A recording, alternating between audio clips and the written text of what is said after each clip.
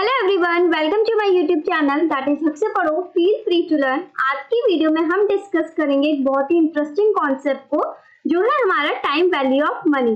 देखिए, सिंपल सा कॉन्सेप्ट है, अपने आप में ही डिफाइंड हो रहा है टाइम वैल्यू ऑफ मनी। समय के साथ साथ मनी की वैल्यू कम होना। सभी को पता है कि हमारी कंट्री में क्या लगता है भाई, इन्फ्लेशन लग रहा है, महंगाई बढ़ती चली जा रही है। अगर मैं आपसे पूछूं कि पहले के टाइम पे अगर हमें कोई 100 रुपए देके जाता था तो हम कितने ज्यादा खुश हो जाते थे, राइट? लेकिन आज के टाइम पे अगर हमें कोई 100 रुपए देके जाता है तो क्या हम उतने ही खुश होते हैं जितना पहले हुआ करते थे? नहीं। इसका आंसर सिंपली आप सभी यही बोलोगे कि नहीं। क्यों? अब 100 का नोट तो नहीं बदला है ना, पहले भी वही सेम नोट मिलता था, आज के टाइम पे भी वही सेम नोट मिल रहा है। तो क्या रीजन है इसके पीछे? महंगाई बढ़ रही है, उस 100 रुपए की वैल्यू कम हो गई है। समय के साथ साथ पैसे की वैल्यू क्या होती है? डिक्रीज होती चली जाती है, क्योंकि इन्फ्लेशन लगता जाता है, उसकी परचेजिंग पावर कम हो जाती है।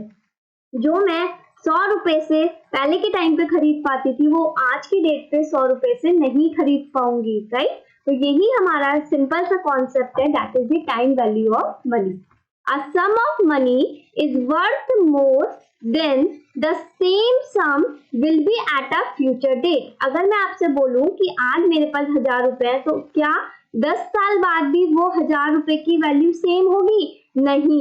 1000 रुपए से मैं आज शायद बहुत सारा सामान खरीद के ला सकती हूँ, और 10 साल बाद मैं उतना ही सामान उस 1000 रुपए के नोट से नहीं खरीद पाऊंगी। तो यही क्या होता है भाई, टाइम वैल्यू ऑफ मनी होता है। समय के साथ साथ पैसे की वैल्यू क्या होती है? डिक्रीज होती चली जाती है। इसलिए ही हम बोलते हैं कि आज की वैल्यू उसकी क्या होगी? ज्यादा होगी in comparison to the future date. पैसे की वैल्यू कब बढ़ सकती है? अच्छा, एक बात बताओ, अगर ये 1000 रुपए मेरे पास आज हैं, मैं शॉपिंग नहीं करती हूँ, वो सेम रुपए मेरे पास है, मेरे पर्स में है, तो बताओ 10 साल बाद वो 1000 रुपए 1050 में बदल सकते हैं? नहीं बदल सकते हैं। कब बदलेंगे? जब मैं उसको इन्वेस्ट करूंगी कहीं। मे बी अगर मैं उसे बैंक में डाल देती हूँ तो मुझे क्या मिलेगा? वहां से इंटरेस्ट मिलेगा, ब्याज मिलेगा। और अगर मैं उससे शेयर्स खरीदती हूँ, डिबेंचर्स खरीदती हूँ, तो क्या होगा? उस पर भी मेरे को डिविडेंड या इंटरेस्ट मिलेगा। तो आपको बात समझ आ रही है? पैसे की वैल्यू कब बढ़ सकती है, मनी की वैल्यू कब इंक्रीज हो सकती है? वो तभी इंक्रीज होगी जब हम क्या करेंगे? इन्वेस्टमेंट करेंगे। अगर मैं इन्वेस्ट नहीं करती हूँ तो डे बाय डे उसकी वैल्यू क्या होगी? डिक्रीज होती चली जाएगी। इसलिए एक बहुत ही फेमस कोटेशन है, बोली जाती है, a bird in the hand is worth two in the bush. इसका क्या मतलब है? एक बर्ड है अगर मेरे हाथ में तो उसकी वैल्यू बहुत ज्यादा है, ठीक है, in comparison to the two in the bush. अगर मेरे पास एक सामान है तो उसकी वैल्यू ज्यादा होगी। अगर मैं सोचूं मुझे फ्यूचर में 2 मिल जाए, 3 मिल जाए, 4 मिल जाए, भाई सोचते तो हल लोगे ना, but there is a risk, there is a uncertainty. That's why हम क्या कहते हैं कि आज की डेट पे जो भी चीज आपके पास है उसकी वैल्यू बहुत ज्यादा है, फ्यूचर में उसकी वैल्यू इतनी ज्यादा नहीं रहेगी। क्यों नहीं रहेगी? क्योंकि ड्यू टू दी इन्फ्लेशन लगेगा, महंगाई बढ़ेगी, तो हमारी परचेजिंग पावर क्या होगी? डिक्रीज होती चली जाएगी। मनी की वैल्यू टाइम के साथ क्या होती है? कम होती चली जाती है। अब अगर रीजंस है, मैं आपसे बोलूं कि आप मुझसे आज की डेट पे 1000 रुपए लेना पसंद करेंगे या 10 साल बाद 1000 रुपए लेना पसंद करोगे, तो आप सभी मुझसे क्या कहोगे कि आप मुझे आज दे दीजिए 1000 रुपए। अब इसके पीछे क्या रीजन है? सारे के सारे चाह रहे हो कि मुझे आज ही दे दो भाई पैसा। क्यों? क्योंकि इसके पीछे बहुत सारे रीजंस हो सकते हैं। पहला रीजन क्या है? There is a future uncertainty. भाई फ्यूचर किसी का सिक्योर नहीं है, सर्टेन नहीं है। क्या पता मेरे पास 10 साल बाद 1000 रुपए ना हो, है ना?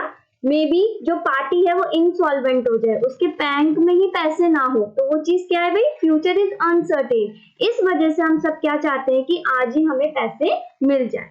देयर इज अ री investment opportunities present in the environment. अगर मेरे पास पैसे होंगे तो मैं उसे इन्वेस्ट कर सकती हूँ ना, पैसे ही नहीं होंगे तो इन्वेस्ट कैसे करोगे?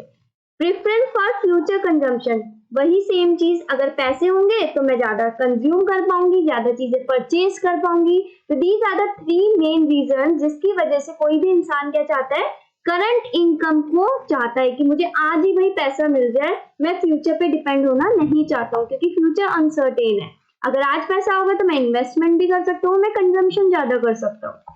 Present value of money is more than the future value of money. Present value होगी, आज ज्यादा वैल्यू है उसकी। क्यों ज्यादा है भाई? क्योंकि अगर मैं उसे इन्वेस्ट कर सकती हूँ ना, अगर मेरे पास आज पैसा है 10,000 रुपए आप मुझे देने को तैयार हो जाते हो, तो मैं क्या कर सकती हूँ? उसे इन्वेस्ट कर सकती हूँ। और अगर मैं इन्वेस्ट नहीं करूंगी तो वो पैसा डिक्रीज भी हो सकता है ना। तो present value of money is always greater than the future value of money. Future value of money क्यों कम है? जैसे मैंने अभी आपको एग्जांपल बताया, 1,000 रुपए थे मेरे पास, मैंने उसको इन्वेस्ट नहीं किया, मैंने अपनी पॉकेट में ही रखे रहे, तो क्या 10 साल बाद भी वो 1,000 रुपए की वैल्यू 1,000 रुपए ही रहेगी? नहीं रहेगी। इन्फ्लेशन लगता चला जाता है भाई, रिस्क है, अनसर्टेन है, तो 1,000 रुपए में भी 880 रुपए के लायक ही हूँ, मैं इतना ही सामान खरीद पाऊँ फ्यूचर में, है ना। तो इसलिए हम कहते हैं कि present value of money is greater than the future value of money.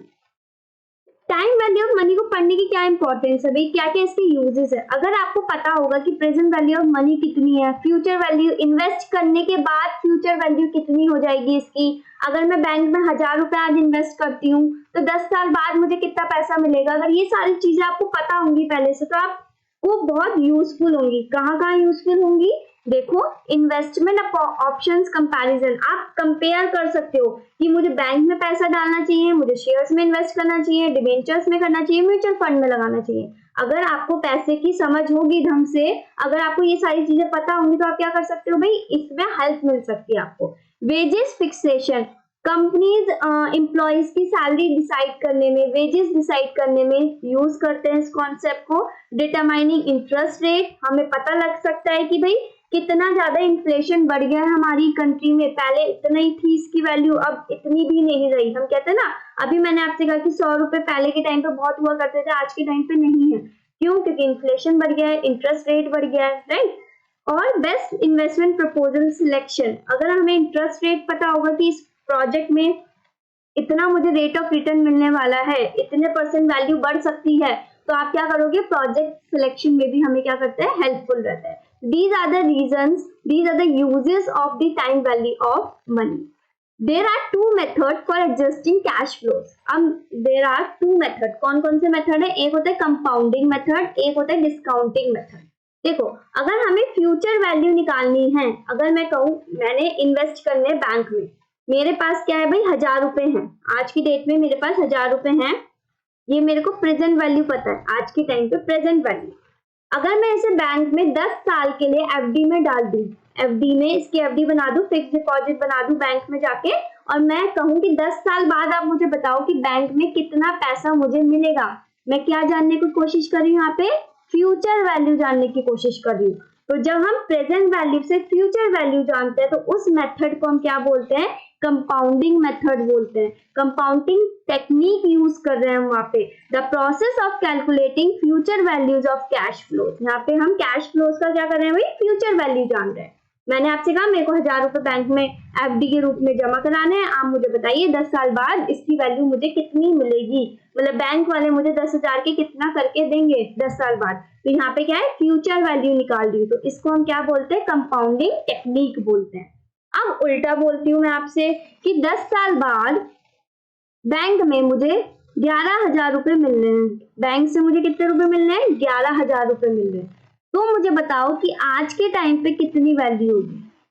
मैं आपसे कह रही हूँ आफ्टर 10 ईयर बैंक वाले मुझे क्या दे रहे हैं भाई? 11,000 रुपए दे रहे हैं, ठीक है। तो आप मुझे बताओ आज के टाइम पे उस 11,000 की जो मुझे 10 साल बाद मिलने वाले हैं उसकी क्या वैल्यू होगी? तो यहाँ पे मैं किस पे फोकस डाल रही हूँ? कौन सी वैल्यू निकाल रही हूँ?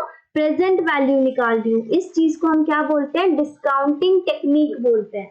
अगर आपको प्रेजेंट वैल्यू निकालनी होगी तो आप कौन सा मेथड यूज करोगे? डिस्काउंटिंग। अगर आपको फ्यूचर वैल्यू निकालनी होगी तो आप कौन सा मेथड यूज करोगे?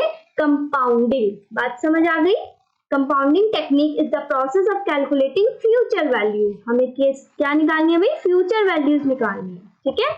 और वेयर एज डिस्काउंटिंग मेथड उसका उल्टा होता है, ये हम कब यूज करते हैं? प्रेजेंट वैल्यू निकालने के लिए। सिंपल। अब कुछ एक कॉन्सेप्ट और आता है एन्युटी। एन्युटी क्या होता है? एन्युटी मतलब होता है सीरीज ऑफ पेमेंट्स। कुछ कुछ पैसे में इकट्ठे जमा करा रही हूँ, मतलब इकट्ठा नहीं करा रही हूँ मैं, कुछ कुछ तोड़ तोड़ के करा रही हूँ। अभी मैं कह रही हूँ कि अगर मैं आज की डेट पे 1,000 रुपए जमा करा रही हूँ तो 10 साल बाद मुझे बताओ उसकी वैल्यू क्या होगी।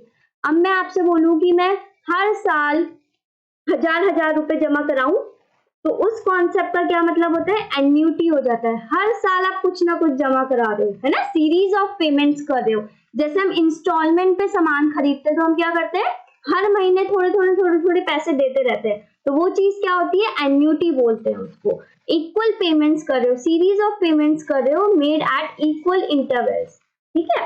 अब एक आता है ऑर्डिनरी इन एन्युटी और एक आता है annuity due concept. Ordinary annuity मतलब at the end of the period, at the end of the period. मैं आपसे बोलूं बैंक में पैसा जमा कराना है मुझे हर साल आखिरी डेट पे, हर साल आखिरी डेट पे, मतलब मैं 31 दिसंबर को पैसा डिपॉजिट कराऊंगी हर साल।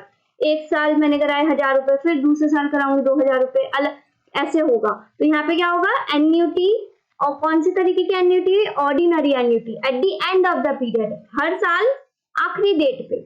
एन्युटी ड्यू का क्या मतलब होता है, at the beginning of the period, beginning में, हर साल शुरू में, मतलब 1 जनवरी को हर साल मैं पैसा डिपॉजिट करा रही हूँ, पहली डेट पे हर साल करा रही हूँ, बिगिनिंग में, ठीक है। ऑर्डिनरी एन्युटी में एंड वर्ड यूज होता है, हर साल एंड में करा रहे हो, हर साल, ठीक है, एंड में करा रहे हो, हर महीने एंड में करा रहे हो।